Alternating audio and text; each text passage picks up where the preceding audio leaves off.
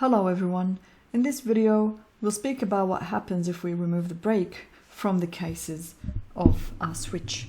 So this is the program we wrote in the previous video. We had 4 cases and we had a break in each of our case. So if you run the program, what it basically does is every time it does one of these, it steps out of the switch. And because we've got that in a do while loop, then we will play everything again. So only when we type in number 5 is when the program actually terminates. But so for example, if I type in 2, what that will pretty much does is it will subtract 6 from 12, giving us 6. But it doesn't do anything else because of the break. Then it steps out of the switch block. So if I type in number 5, that's actually just gonna quit our program. But what happens if we get rid of these breaks? So let me just show you how the program will behave if I comment out all of these breaks.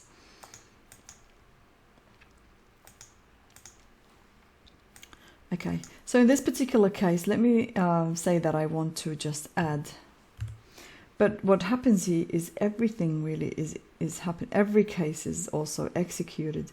So the break, what it does is it actually terminates any further checks. In this case, these are commented out. So what happens is it gave us the addition of these two numbers, 12 and 6, their subtraction, so 12 minus 6, the multiplication of 6 and 12, and the division of 12 by 6.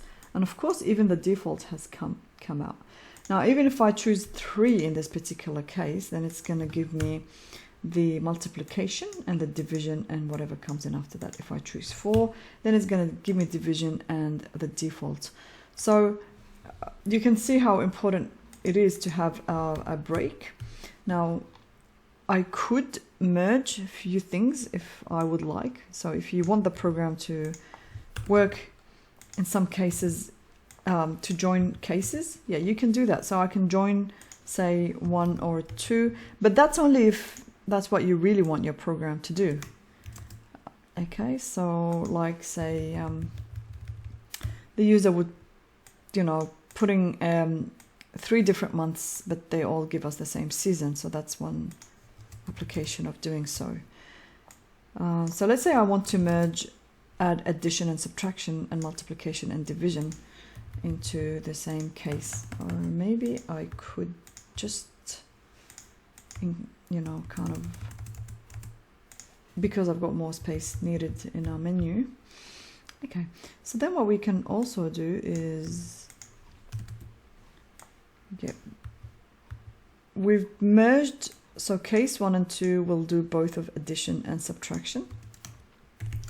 And we could end the line as well.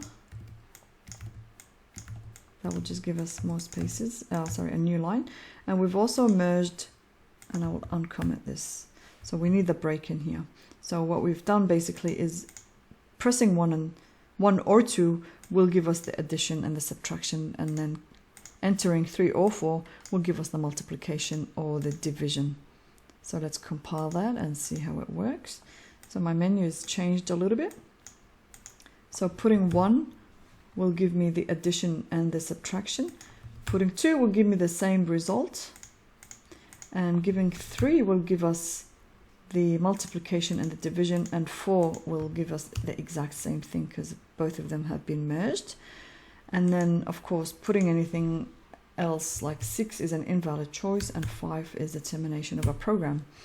So that's the importance of using break in a program. It is when you want any further testing after that point to be terminated, that's when you use the break. I hope that was helpful, and I'll see you in future videos.